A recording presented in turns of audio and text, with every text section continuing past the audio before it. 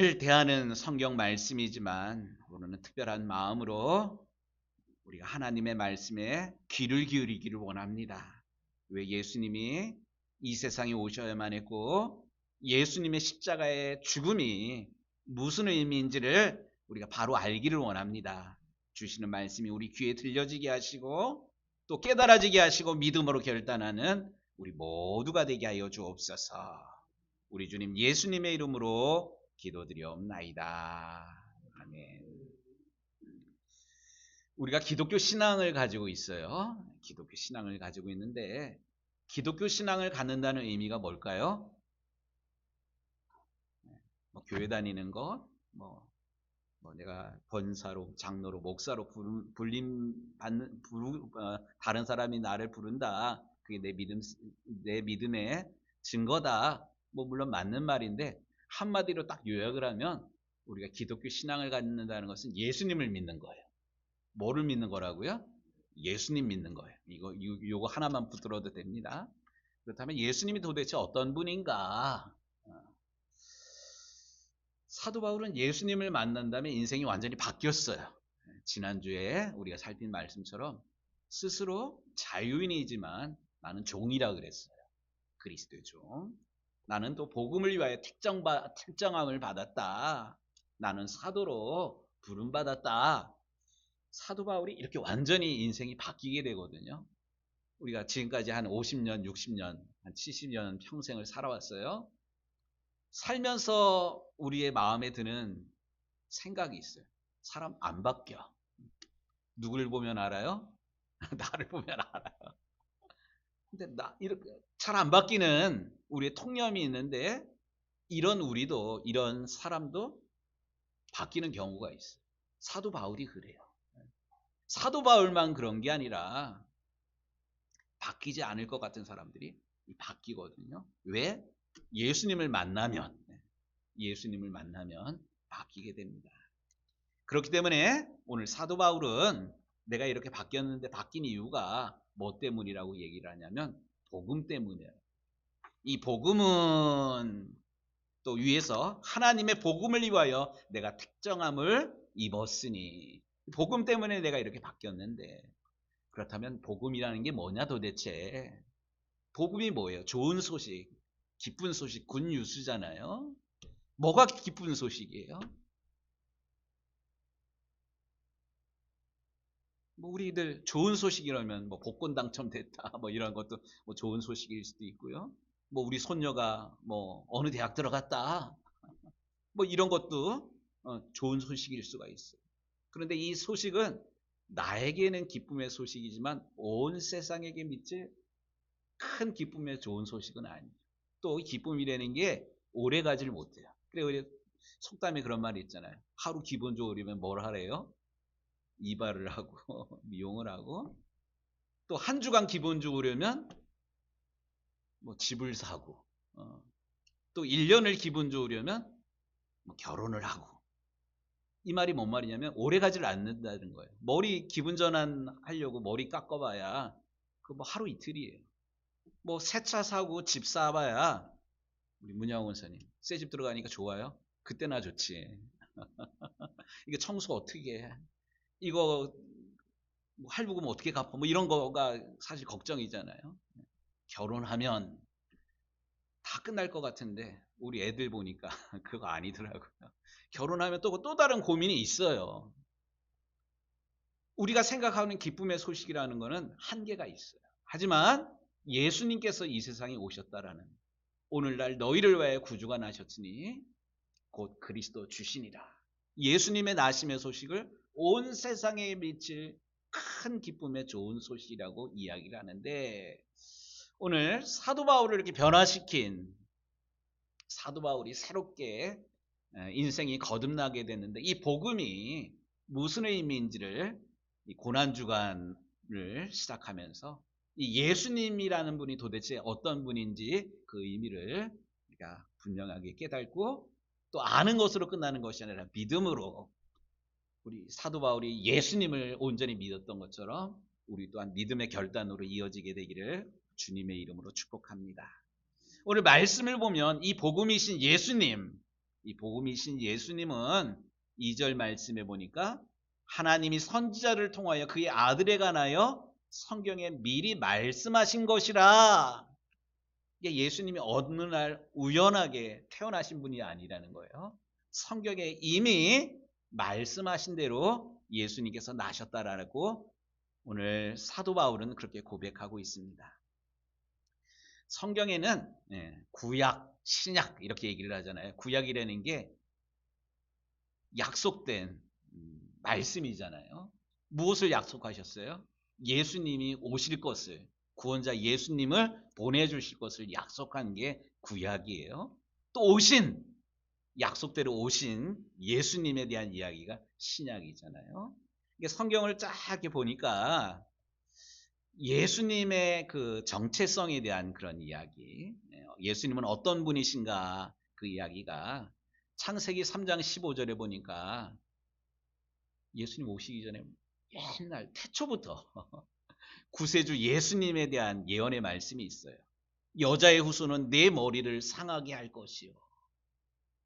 여자의 후손이 누구일까요?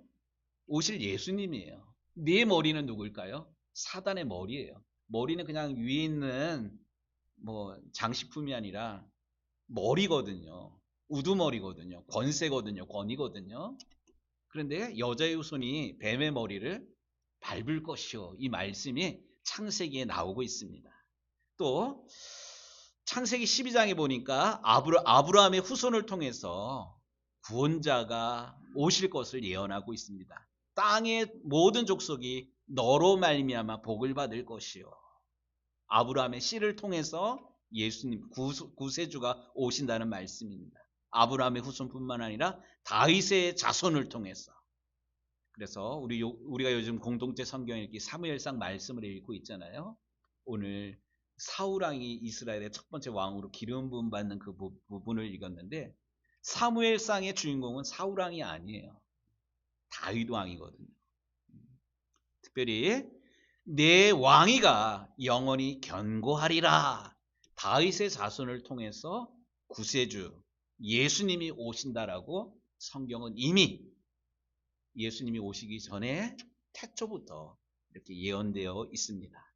뿐만 아니라 예수님이 어디에 오시느냐, 미가서 5장에 보니까 베들레헴 에브라다야. 네가 지극히 작은 동네가 아니라는 거예요. 이스라엘을 다스릴 자가 네게서 나올 것이라.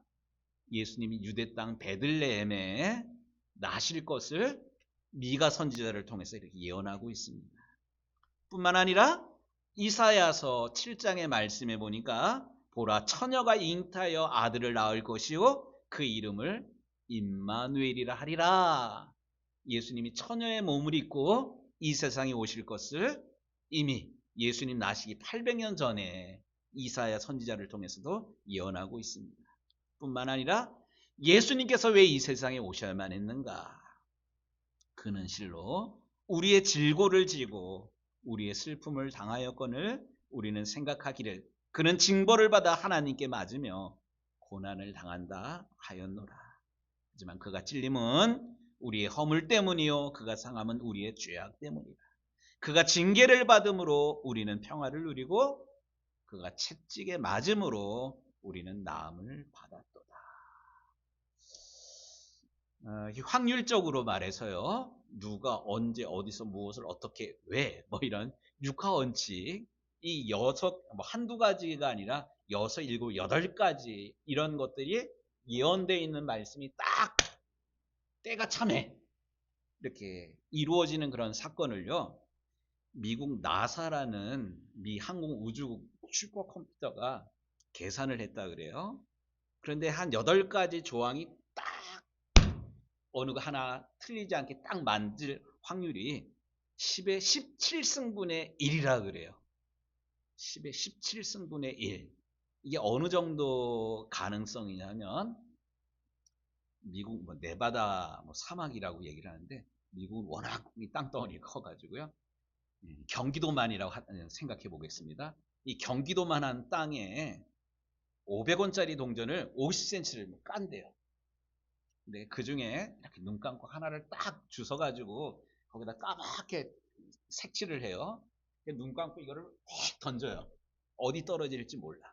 그런데 눈 감고 더듬더듬 해가지고 이걸 하나 딱 주웠는데 아까 던졌던 새까맣게 칠한 동전이 이 맞을 확률이에요. 이 확률이 있을까요? 없을까요? 거의 불가능해요. 그런데 한 8가지 조항이 예수님이 유대 땅 베들레헴에서 처녀의 몸을 입고 이 세상에 오고 아브라함의 자손이고 다윗의 자손이고 뭐 이런 8가지 조항들이 딱 맞을 확률이 이렇다라는 거예요.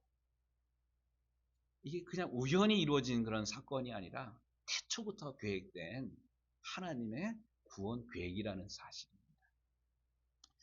오늘 제가 주보에다가 구상 시인의 말씀의 실상이라는 그런 시를 다시 적어놨어요. 보니까 요즘 우리 시절이랑 아주 딱 들어맞는 그런 것 같아요.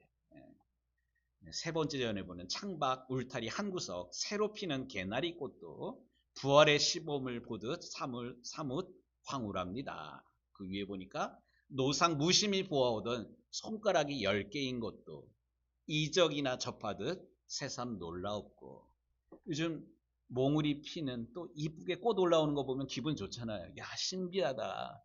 저도 아까 예배 전에 밖에 이렇게 화단에 보니까 새싹들이 막 또 그 꽃몽우리들이 새싹들이 막 올라와 보니까 되게 신기해요.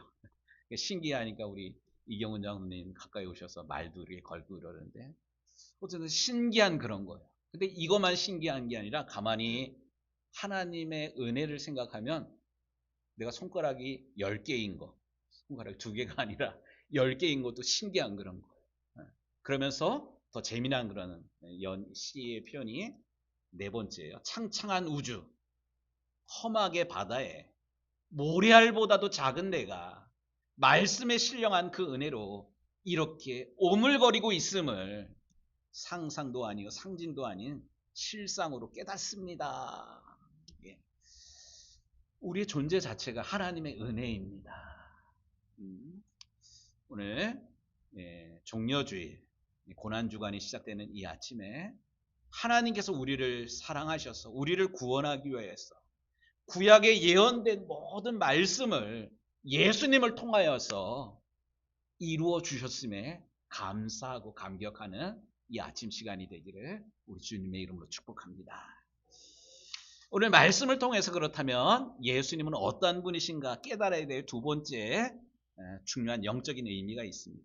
그것은 3절 그의 아들에 관하여 말하면 육신으로는 다윗의 혈통에서 나셨고, 이 말은 하나님이 창조주 하나님이 사람의 모습으로 이 세상에 오셨다라는 그런 의미입니다. 하나님이 구약 시대에 여러 선지자를 통해서 하나님의 사람들은 이렇게 살아야 된다. 내가 너희의 하나님이다. 너희의 구원자다. 이런 말씀을 무수히 말했는데도 이스라엘 백성들이 하나님의 말씀을 듣지를 않아요. 오늘 우리가 공동체 성경 읽기 사무엘상 말씀을 읽었는데 이스라엘의 왕은 사실 하나님이셨어요. 그런데 이스라엘 백성들이 우리에게도 눈에 보이는 왕을 주십시오. 계속 요구를 하잖아요. 이게 아니다. 왕제도가 좋은 것 아니다. 아니 다른 사람 다 있는데 우리에게도 주십시오. 그래서 왕을 세웠어요. 그 왕이 사울 왕이잖아요. 그런데 이 왕의 자리에 오른 다음에 사울 왕이 맨 처음에는 이 사울이 겸손하고 믿음의 사람이었는데 변질되잖아요. 사람이 이래요. 변질되면 다른 사람을 위해서 호령하려고 그러고요. 자기가 제일인 양 착각합니다. 마찬가지예요. 하나님께서 선지자를 통해서 말씀하셨는데 깨닫지 않으니까 참던 하나님이 직접 이 세상에 내려오셨어요. 사람의 모습으로. 그래서 사람의 모습으로 예수님께서 이 세상에 오셨다. 이거를 성육신이라고 이야기를 합니다. 거룩한 하나님이 사람의 모양으로 이 세상에 오셨다. 사람의 모양으로 오셨기 때문에 예수님은 우리처럼 우리가 느끼는 모든 감정을 다 느끼셨어요. 배고프면 우리 임장로님 배고프면 짜증나잖아요. 예수님도 배고픔을 느끼셨어요. 슬픔도 느끼셨고요.